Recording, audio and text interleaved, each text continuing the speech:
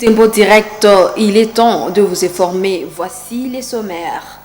Triste record pour la zone de santé des Boutembo qui enregistre plus de 350 cas de paludisme en seulement 2 semaines. 2 cas dont l'origine serait le mauvais entretien des états piscicoles dans les périphéries de communes Vulamba et Kimemi. Et les couches sociales de Boutembo veulent voir les jeunes volontaires d'Iwazalendo sous une seule coordination. La synergie de mouvements citoyens, groupes de pression et autres organes de la société civile motive ses voeux par les soucis de voir les actions de ceux-ci aboutir à la pacification de la région. Ces représentants de la population craignent pour cette divergence d'idéaux ne plonge la population à confusion. Voilà tout pour le sommaire.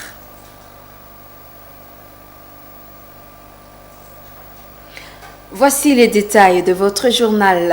La zone de santé de Boutembo a enregistré plus de 350 cas positifs de paludisme en seulement 2 semaines. Ces cas sont notifiés dans les aires de santé périphériques de communes Vulamba et Kimemi.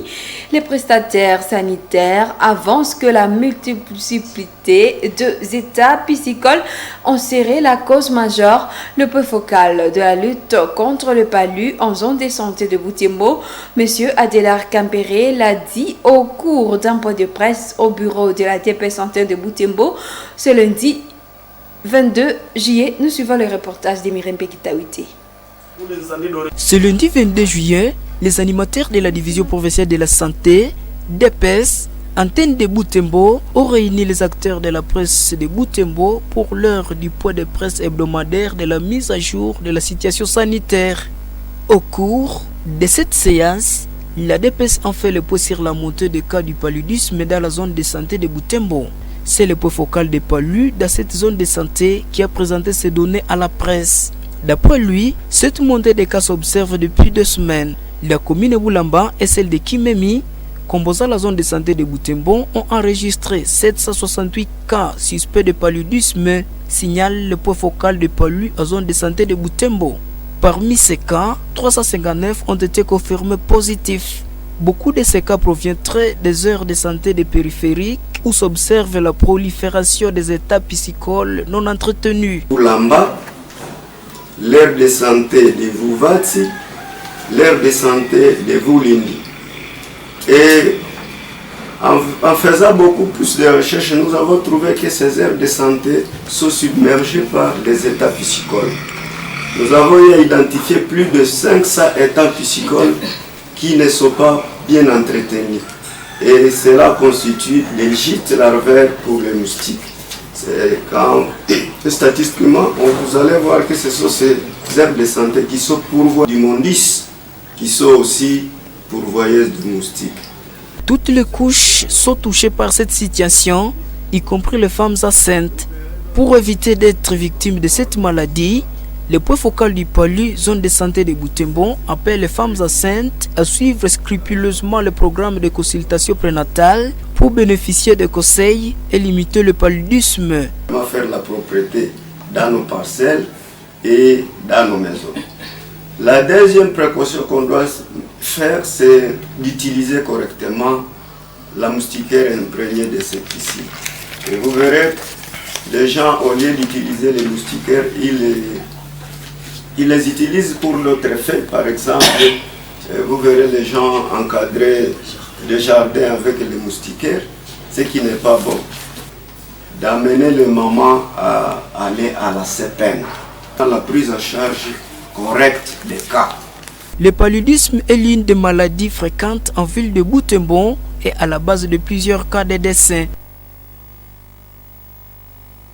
Et les agents du programme de désarmement, mobilisation, relèvement communautaire et stabilisation PDD-RCS Antenne de Boutembo-Loubero ont entamé leur grève ce lundi 22 juillet. Ceux-ci réclament 22 mois d'arriérés de salaire. Ces agents menacent d'étendre ce mouvement s'ils n'obtiennent pas la réponse à leurs demandes.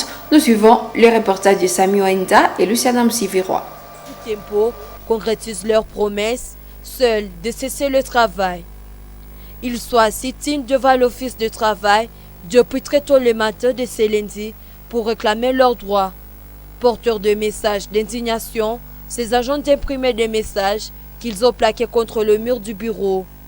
Ambiance, 22 mois de travail sans salaire, 22 mois de souffrance. Déterminés à trouver solution à leur cause, ces agents ont décidé de saisir directement leur hiérarchie. À partir d'un appel vidéo de plus de 5 minutes, ces agents sont assurés d'une suite favorable à leurs réclamations. Mais ils ne sont pas convaincus, d'autant que la hiérarchie n'est pas sa première promesse.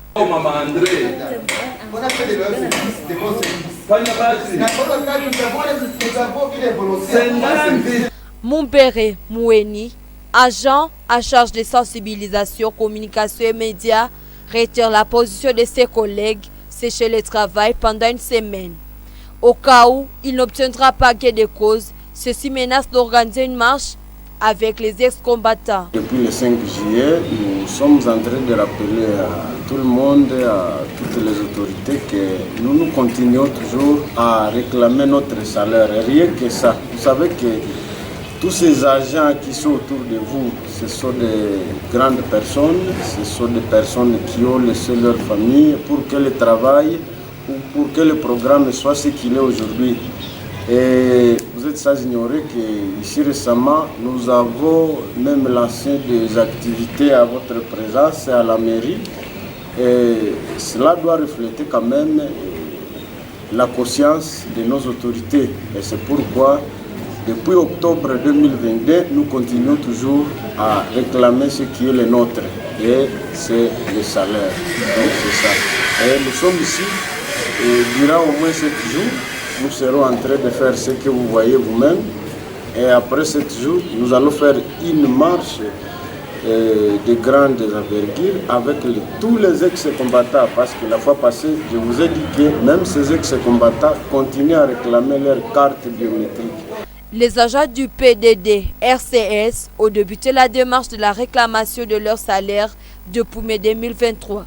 Cette situation est source de grandes frustrations et de colère chez les agents de ces structures qui disent avoir du mal à subvenir aux besoins de leur famille. Autre chose dans cette édition, la synergie de couches sociales de Butembo appelle à l'union des différents groupes de volontaires d'Iwazalendo engagés au front contre les ennemis de la paix dans le Grand Nord. Ce lundi 22 juillet, au sortir d'une réunion de planification des actions contre les sécurités, les représentants de ces différentes organisations ont fustigé la prolifération de groupes armés et leurs idéaux divergents. À les en croire, ces groupes armés sèment la confusion dans le chef de la population. Ces représentants demandent au maire de Butembo de bien accepter la méditation de ces processus d'unification de groupes de volontaires en appui au FRDC. Franck Mukenzi, le porte-parole de ces synergies, est dans ce propos recueilli par Joël Tali. En train de remercier cette unité de différentes couches, différents groupes de pression mouvement citoyen de la ville de Butembo, parler les mêmes langages pour combattre l'ennemi. Et là, nous sommes en train de nous dire que cette unité ne va pas demeurer seulement dans les couches des civils, dans les couches sociales, nous caractériser seulement. Il y a une recommandation, un appel fort à tous les éléments sur les lignes de front, notamment aussi les Wazalendo. On a vu beaucoup de groupes de Wazalendo dans les lignes de front. Notre recommandation est que tous ces groupes doivent se réunir, doivent s'unir, doivent avoir une coordination unique pourvu que nous puissions combattre cet ennemi. On a vu les différents groupes, les Mayani, les Kabido, La Fontaine, les Teki et d'autres qui sont pas tant forts et qui doivent parler un même langage. C'est aujourd'hui ou jamais. Quelqu'un qui veut combattre pour nous doit aussi combattre avec les autres. Celui qui combattrait seul, on suppose qu'il a un travail avec l'ennemi et la population va les désavouer. On va les retirer la confiance. Parce que une fois on est divisé, l'ennemi nous pénètre facilement. Et il est en train de pénétrer par cette division-là. C'est pour cela que nous sommes prêts à les accueillir pour faciliter cela. Nous appelons aussi les autorités à place de nous faciliter cette action. On sait que la mairie est là, le maire est là, les représentants même de tous les gouvernements à Butembo, ils doivent faciliter cela. Et cette page, le chef d'état-major général adjoint chargé des opérations et renseignements de forces armées de la République démocratique du Congo, FARDC, Chali Gonza Ndouroujak, est arrivé le samedi 20 juillet à Kantine, dans le chef-lieu du groupement Bassoa Amadi ou un secteur de Benimbaou. Il est accompagné par les députés nationaux du Grand Nord. Celui-ci est allé s'imprégner de la situation sécuritaire de ce coin récemment frappé par les terroristes ADF.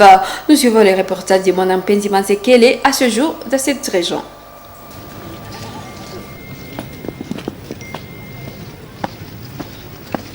Accompagné des députés nationaux du Grand Nord, c'est au cadre du service sécuritaire au pays avec comme mission s'imprégner de la situation sécuritaire de la région. Dans cette salle à Kandine, le général Chali Gonza a échangé avec diverses couches sociales. La société civile du groupement Bassoa Lubena note avoir exhibé la sécurité persistante dans la zone, orchestrée par le rebelle de l'ADF. Johnny Bwanakawa Arajabu a né son deuxième vice-président. L'arrivée du numéro 2 de l'armée rassure la population de regagner leur domicile et demande à l'armée de bien faire son travail. La population vivait la peur au ventre et la population n'avait plus cette confiance à l'armée. Avec sa présence, ça rassure déjà cette population que l'armée est en train de travailler, l'armée est en train de fournir ses efforts afin de pacifier notre groupement de Bassoa Amadi en particulier, mais aussi le territoire de Beni en général. Ali Amini exhorte aux forces armées de la République démocratique du Congo la souplesse d'intervention lors de l'incursion. Ce que nous avons demandé au général est de recommander aux militaires d'être toujours souples dans les interventions, parce que nous avons constaté juste au début des atrocités dans notre groupement Bassoa Amadi. Il y a eu lenteur, il y a eu absence de militaires. Mais avec notre recommandation, de recommander à lui alors de recommander aux militaires d'être tellement souples et de répondre au moment réel aux alertes plutôt de la jeunesse. Et c'est ce que nous avons principalement recommandé au général qui est présentement à Kantine. La question des tracasseries routières aux différentes barrières érigées par les militaires a été aussi évoquée lors de l'échange de la population de Kantine avec le général. Cette rencontre a bouclé la visite de travail du général dans le Grand Nord. Noir dans cette édition, le corps de l'abbé Ghislain, prêtre du diocèse de Butembo-Beni, a été inhumé ce lundi 22 juillet au cimetière Saint-Joseph de Moussienene. C'est après une messe de funérailles dite dans l'église de la paroisse Notre-Dame de Guadeloupe de Moussimba, où il exerçait son ministère sacerdotal. Au cours de cette messe, ses proches, prêtres, et les chrétiens reconnaissent du défunt et prêtre vaillant, prêt au service de l'église sans invitation. Commentaire Gérard Mbrefou. Après la levée du corps de l'abbé Kasereka Kamou Ghislain à la mort des cliniques universitaires du Graben, la messe de funérailles a vécu dans l'église de la paroisse de Moussimba. Les chrétiens, eux des proches du défunt, l'ont honoré par leur présence massive à la cérémonie visant à lui rendre les derniers hommages. Cet avant-midi, l'église est pleine à l'attente du corps.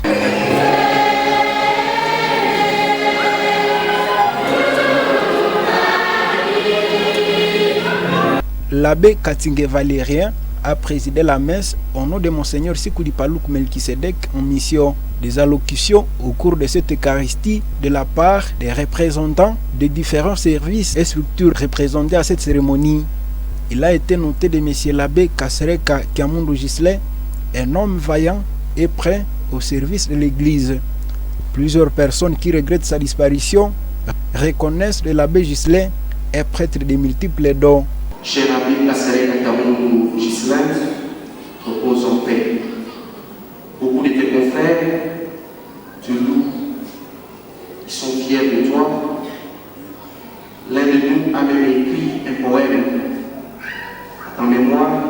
disant: tu es une étoile chantante du ciel, et tu restes cette étoile avec ta belle voix qui inspire la confiance et l'espérance. Puisse le Seigneur Dieu que tu as aimé servir faire briller sur toi la lumière de sa face éternellement. Merci pour tout ce que tu as été et tout ce que tu as fait pour les diocèses de Butembo-Beni. Après la cérémonie de la remise des insignes baptismaux, le corps de M. l'abbé Kiamundu Ghislain a été conduit au cimetière Saint-Joseph de Moussenene pour l'inhumation.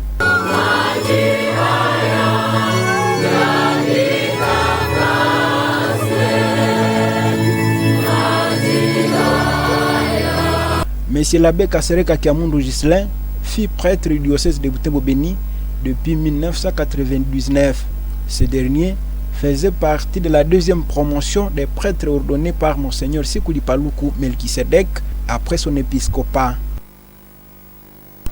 Paix à son âme. Et cette page, ils se tiennent à Kinshasa de travaux du séminaire gouvernemental depuis dimanche 21 juillet. Scellé le pacte d'engagement citoyen par la promotion de la performance dans la gouvernance et l'implémentation efficace des réformes dans l'exécution du programme d'action du gouvernement. Tel est le thème du séminaire. À l'ouverture, le président de la République a appelé les membres du gouvernement souminois à faire preuve d'une gouvernance efficace. Détail avec Isabelle Wangaimou. Félix Tshisekedi rappelle aux membres du gouvernement qu'ils ont un rôle crucial pour assurer cette gouvernance, laquelle doit produire des résultats pour le développement du pays. Il les appelle ainsi à la solidarité, la discipline et l'adhésion sans faille au rôle de coordination de la Première ministre, chef du gouvernement, pour aboutir au succès de l'action collective. Le président Félix demande aux membres du gouvernement de travailler dans un esprit de collaboration et de transparence. Selon Radio Okapi, au terme de ce séminaire, chaque membre du gouvernement recevra une lettre d'émission qui permettra de consigner l'ensemble des assignations qui feront l'objet des évaluations trimestrielles. Dans sa prise de parole ce lundi 22 juillet, Madame le chef du gouvernement a appelé les membres de ce gouvernement à travailler pour le bien du peuple, à ne pas tomber dans la tentation de la recherche d'un luxe insolent alors que la population pour laquelle ils doivent travailler a du mal à résoudre même des questions de base pour sa survie. Et les conseille à vivre et promouvoir des bonnes valeurs dans l'exercice de leurs fonctions, luttant notamment contre la corruption, le clientélisme, le tribalisme et autres. Ce gouvernement doit travailler pour élever le niveau de vie des Congolais dans ce contexte marqué par des défis sécuritaires et économiques significatifs, rapporte Radio-Okapi.net. Ces travaux vont se clôturer ce mardi 23 juillet.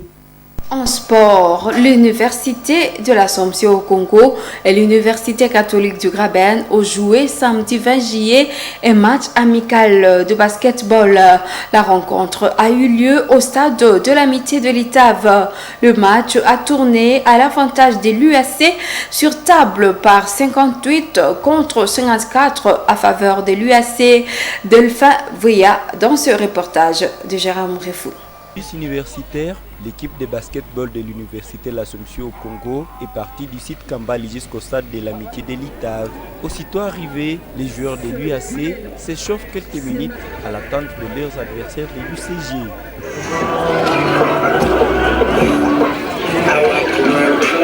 Quelques minutes plus tard, l'équipe de l'UCG signe aussi sa présence. Sur les lieux, une foule immense est venue encourager les deux équipes. L'attente s'installe et autorise le début du match entre l'UAC et l'UCG. Stade de l'Amitié de l'Itave pour le compte de cette grande rencontre qui oppose l'UAC. L'UAC habillé en bleu-blanc et l'UCG en rouge-blanc. Comme dans la coutume de cette discipline, l'UAC ouvre le score. Mais la solide équipe de l'UCG ne se laisse pas faire. Les rouges renversent vite les adversaires. Les équipes se caractérisent par leur savoir-faire.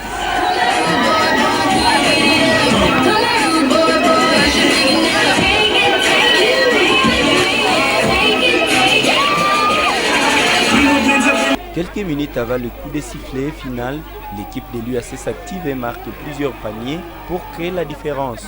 Et suspense règne pendant plusieurs minutes au coup de sifflet final pour départager les deux équipes. Une mauvaise communication entre la table et les marquoirs. L'UCG en avance au marquoir alors que la table compte l'UAC devant son adversaire. Après l'harmonisation, l'UAC est proclamé vainqueur de la rencontre par un écart de 4 paniers, soit 58 contre 54.